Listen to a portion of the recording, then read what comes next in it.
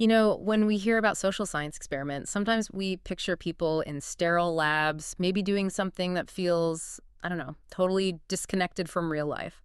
Or maybe you've heard the critiques, right? Like, oh, it's too artificial, or it doesn't really tell us anything useful about the actual world. Yeah, those are common criticisms. And intuitively, you might feel like those critiques have a point.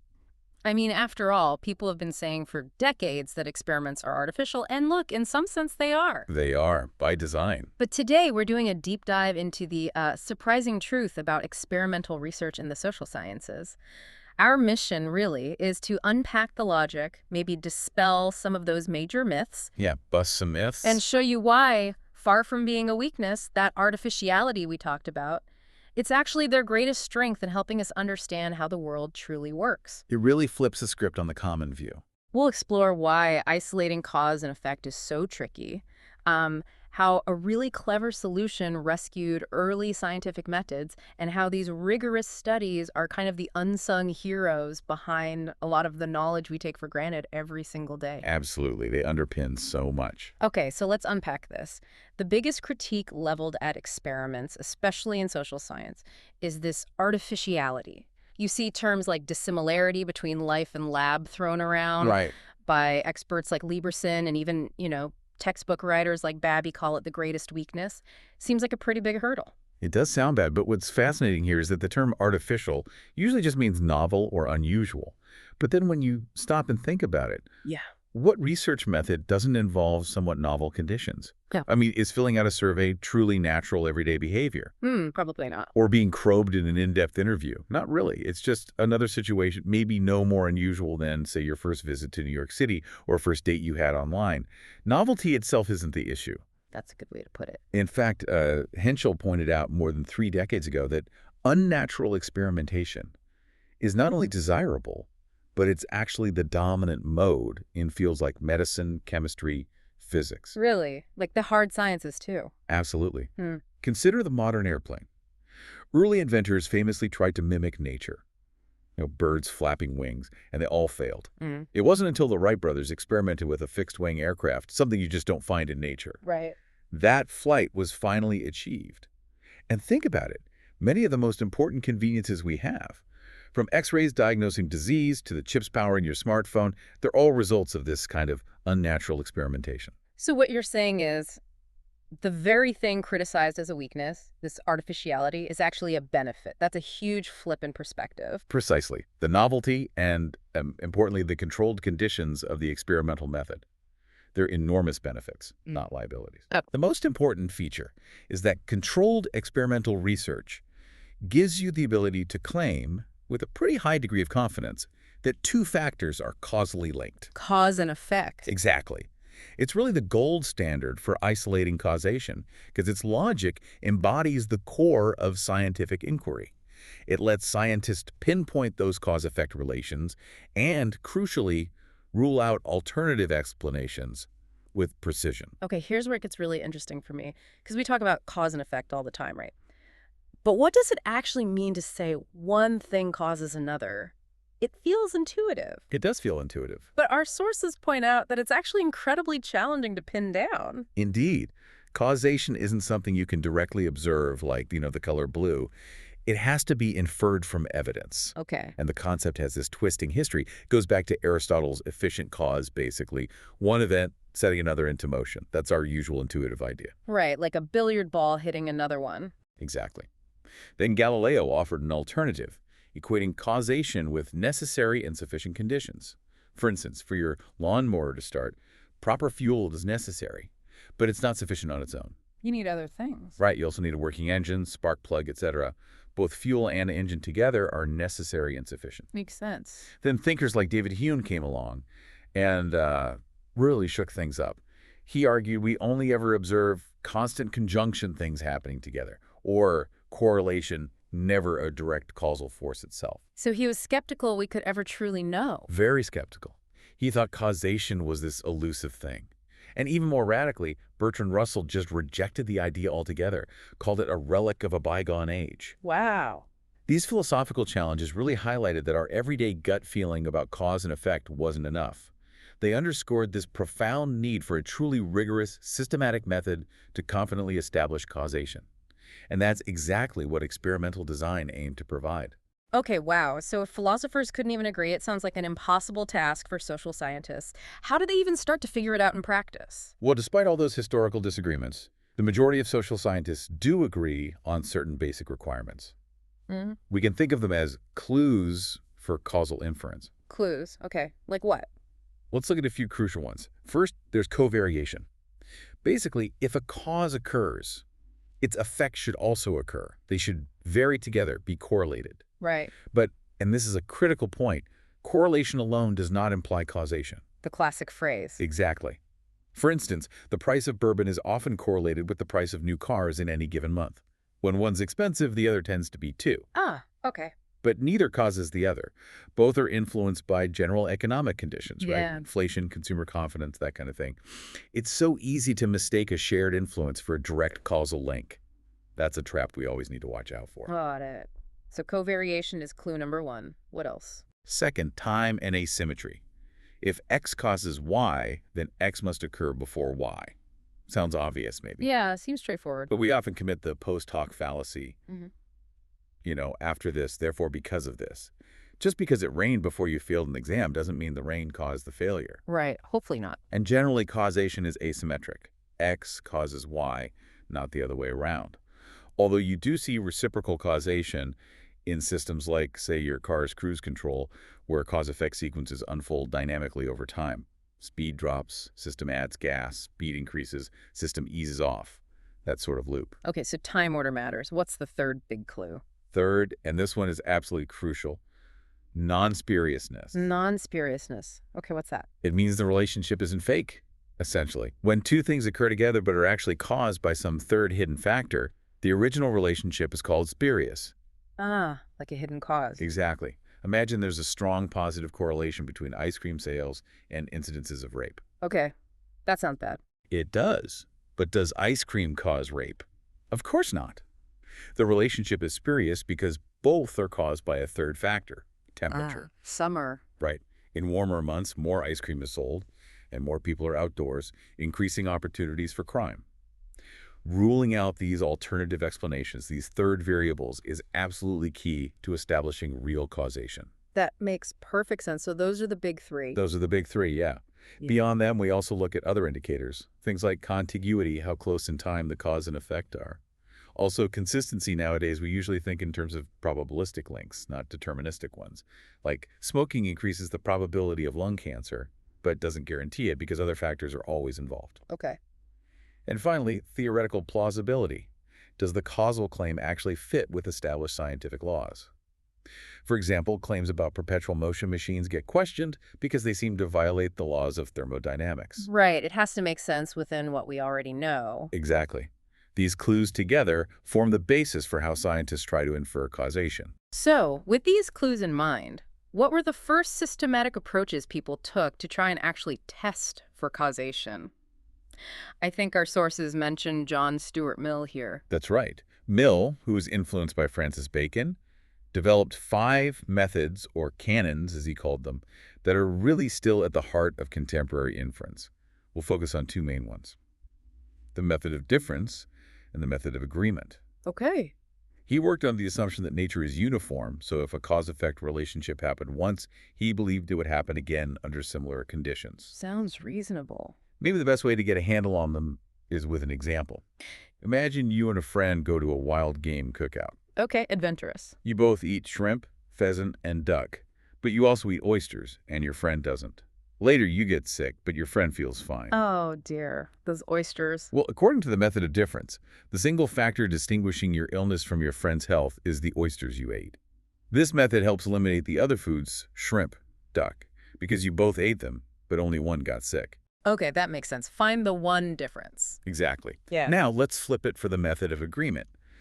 Imagine this time.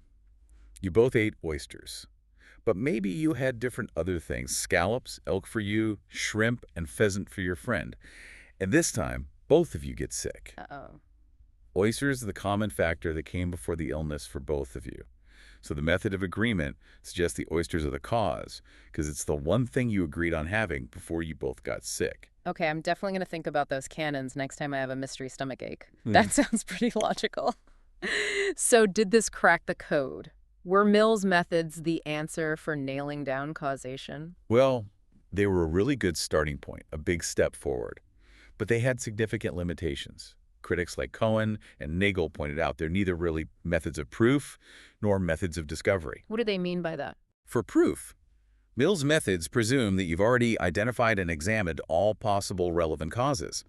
But what if, in our cookout example, you and your friend had, say, an undetected mild shellfish allergy that only flared up when oysters were combined with another specific shellfish you both happened to eat small amounts of? Ah, an interaction effect. Exactly.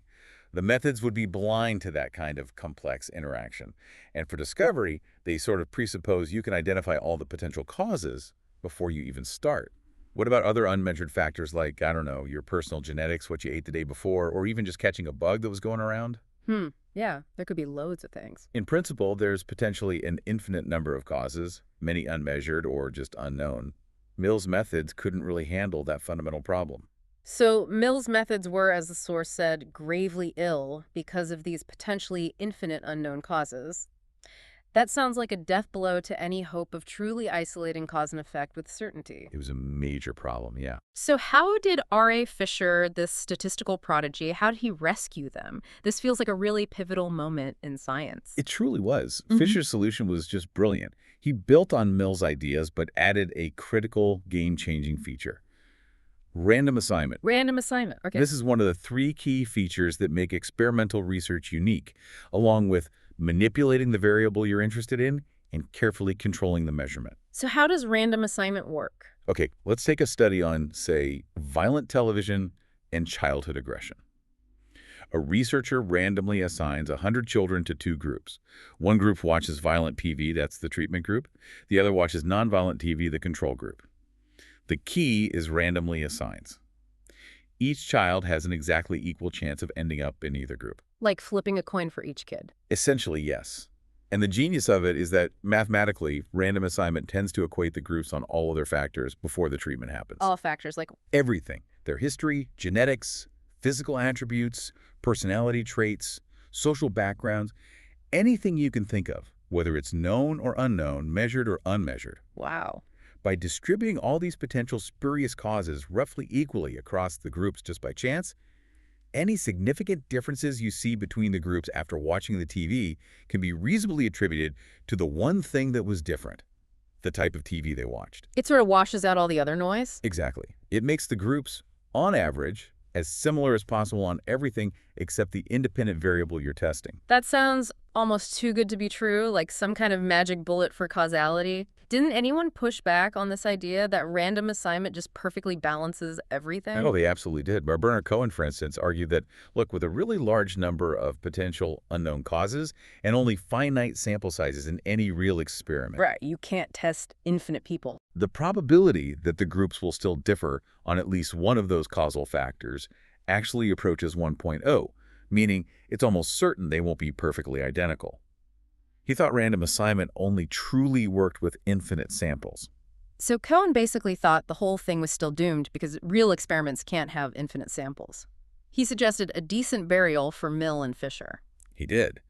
But his analysis turned out to be a bit premature. He kind of overestimated how many alternative causes actually make a significant difference and maybe underestimated how quickly random assignment starts to work well. Think of it like flipping a coin. Okay. If you only flip it, say, 4 times, you might easily get all heads. Looks unbalanced. Yeah. But if you flip it hundreds or thousands of times... It gets closer and closer to 50-50. Exactly. That's the law of large numbers. With larger groups in an experiment, it's like you're flipping all those individual different coins enough times that they balance out naturally. The probability of the groups differing significantly on any single important factor actually approaches 0 pretty quickly. So bigger groups help a lot. Definitely. And furthermore, there's the central limit theorem. This shows that even if there are lots of small differentiating factors between the groups, their combined aggregate effect tends to cancel each other out, on average. They just add random noise, rather than systematically biasing the results in one direction. Ah, so the small differences become random static, not a clear signal pushing the results one way or the other. Precisely. So while random assignment doesn't create perfect clones, it's incredibly powerful. It ensures that any remaining differences don't systematically skew the outcome.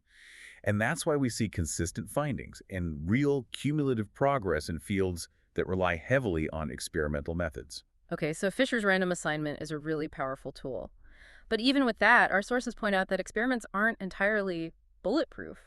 Things can still go wrong in the real world to mess up the results, right? Even with all that careful setup. Absolutely. The biggest remaining threat is often a confound. That's when you unintentionally manipulate more than just the one thing you meant to test. So something else changes along with your intended variable. Exactly. Imagine a teacher wants to test a new reading program.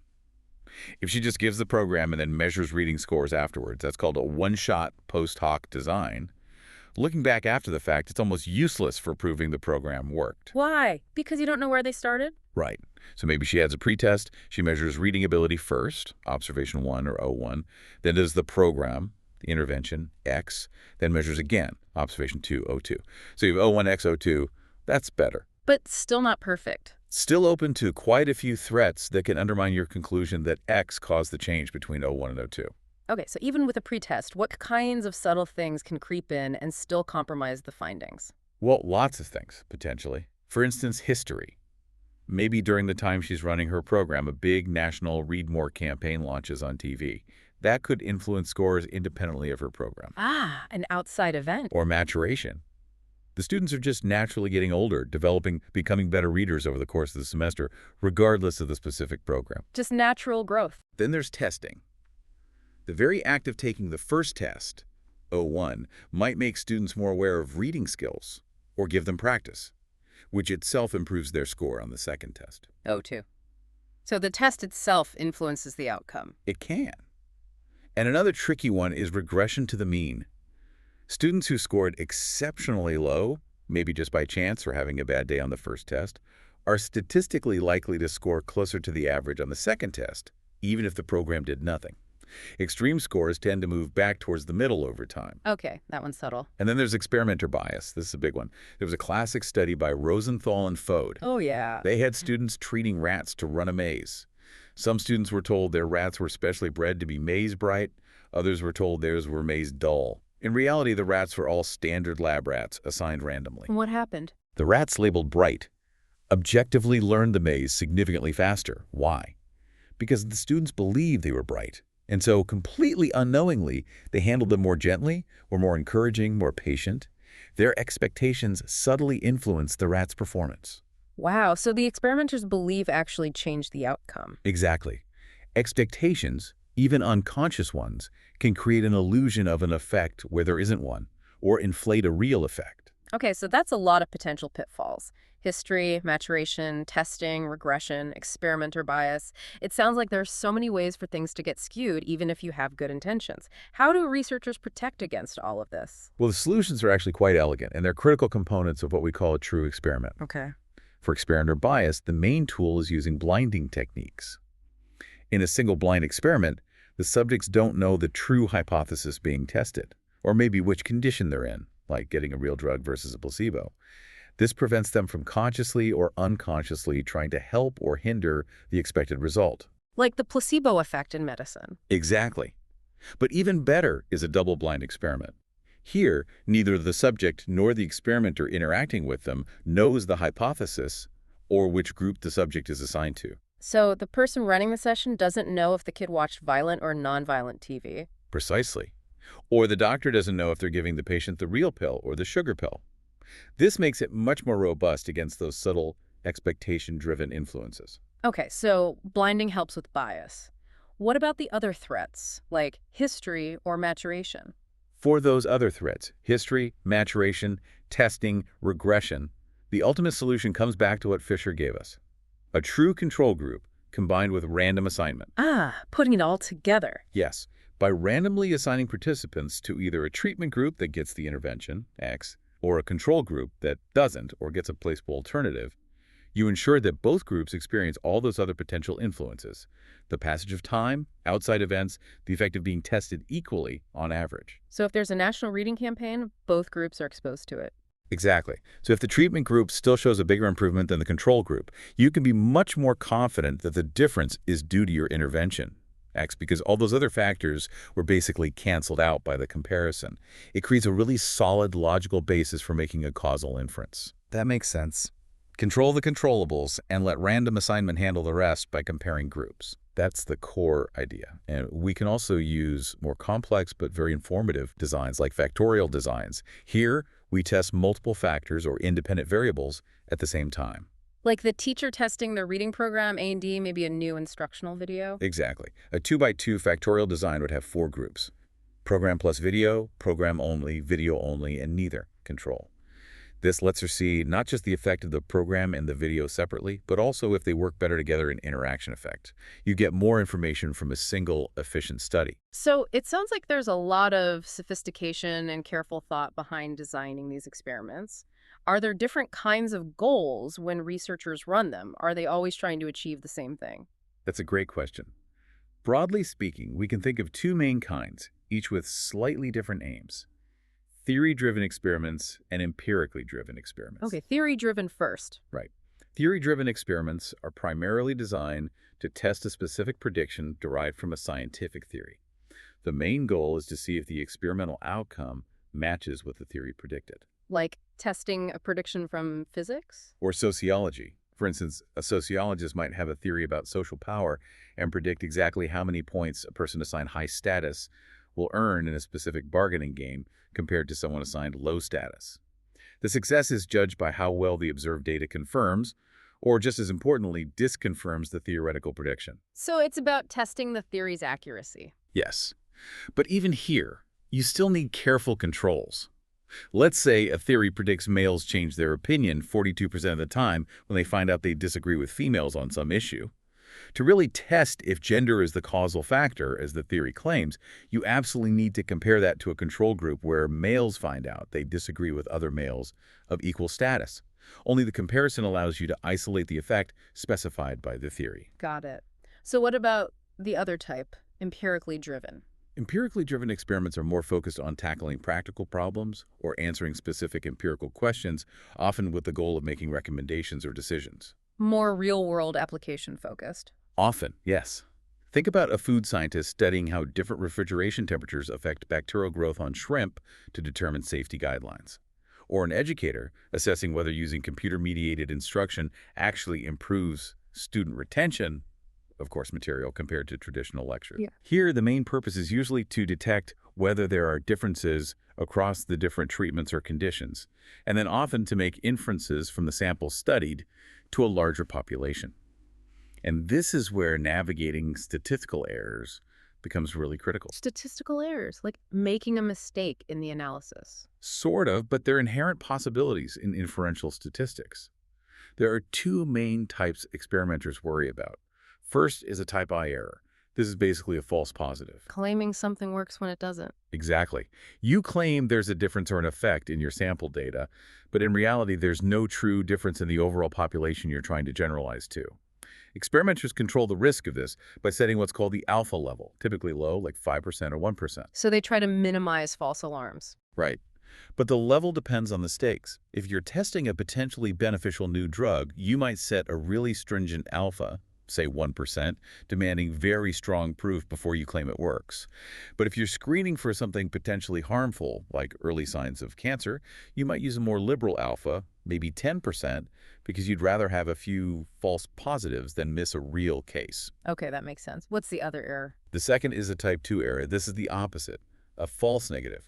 Missing something that's actually there. Precisely. This happens when you fail to detect a true difference or effect that does exist in the population. The inverse of the type 2 error rate is something called statistical power. That's the probability of correctly detecting a real difference if it exists. So high power is good. High power is crucial. Lack of statistical power is actually a really serious problem in many research areas, because arguably, almost any intervention or treatment has some effect, even if it's tiny. You need enough statistical power, which usually means having a large enough sample size, to actually be able to detect that effect reliably. Otherwise, you might mistakenly conclude something doesn't work when it really does have a small but potentially meaningful impact. Okay, so we've covered artificiality, we've dug into establishing cause and effect with controls and random assignment, and now the different goals and potential errors. But what about that other big criticism? External validity. Ah, yes, the generalization question. Right. Do these findings from, say, a lab study with college students actually apply to other people in other places at other times? Or are they just sort of locked in the specific context of the lab? This is where a lot of those real-world arguments come back in, isn't it? It is, and this is probably the most misunderstood issue surrounding experiments. Critics like Babby and Silverman often claim that laboratory studies inherently don't generalize well because of their artificiality. Which sounds logical at first. It does, but it often misrepresents the purpose of different kinds of experiments. And frankly, it ignores how science in general works. Remember, labs in all sciences create artificial conditions. Physics labs create vacuums that don't exist outside the lab. Right. Yet the theories tested under those artificial conditions are fundamental to understanding how the real universe works. The artificiality isn't necessarily a barrier to understanding the world. So how does this apply to the two types of experiments you mentioned, theory-driven versus empirically driven? Great question.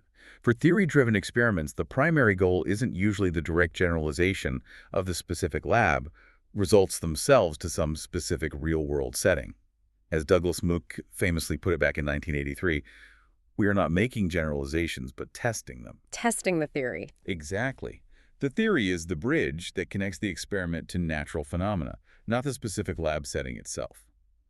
The artificiality here is actually an advantage because it allows you to create a clean, controlled environment to test the theory's predictions precisely, filtering out all the noise and confounding factors of the messy real world that might interfere with drawing clear conclusions about the underlying theoretical principles. So for theory testing, the lab's artificiality helps isolate the core mechanism the theory describes. Precisely. The question isn't, does this specific lab result happen on the street? But does this result support or refute the theory, which in turn is supposed to explain things that happen on the street? Okay, that clarifies the goal for theory testing. What about the empirically driven experiments, the ones more focused on practical problems? How do they handle generalization? For those, the connection is often more direct, using statistical inference. Fisher statistical models, building on random sampling ideas, provide the foundation for generalizing from the sample you study to the larger population the sample was drawn from. So statistics helps bridge the gap. It does. And surprisingly, maybe, a lot of the strong claims that lab findings simply don't generalize to the real world turn out to be, well, not strongly supported by evidence. Really? Yeah, there have been studies like work by Dipboy and Flanagan, and later synthesized by Locke, that specifically compared findings from lab research versus field research in areas like industrial and organizational psychology. And what did they find? They found remarkable consistency across settings. Things like how people respond to setting specific goals, or getting performance feedback, or different types of incentives. The basic patterns of behavior were often very similar whether they were studied in college students in a lab or actual employees in a business setting. Huh.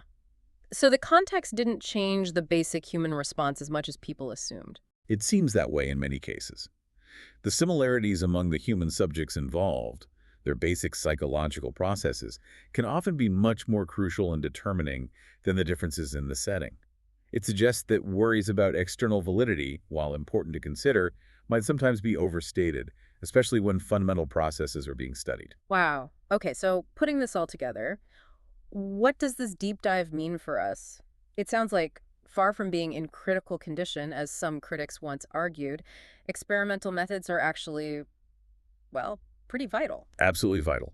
You could argue they're the sine qua non study, the essential element of rigorous scientific inquiry, whether you're talking about particle physics or social psychology. They provide the most powerful, most elegant way we have to build and rigorously revise scientific theory, to explore the empirical world systematically, to seek practical solutions, and, crucially, to give us the strongest possible clues about causal inference. And that core idea about artificiality. That very artificiality that seems like a flaw at first glance is, in fact, a carefully constructed advantage.